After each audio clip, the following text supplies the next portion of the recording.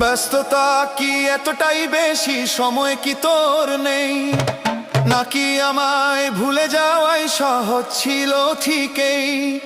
ফোনটা যখন সাইলেন্ট থাকে নিভে যায় সব আশা। বিনিময় কি এই ছিল তোর বন্ধুর ভালোবাসা? ভালো থাকিস আপন মনে, যেথায় আছিস সুখে। আমি না হয়ে কষ্টটাই চেপে রাখবো বুকে। তোর নাম্বারে কল দিলে আর বাজে না সেই সুর।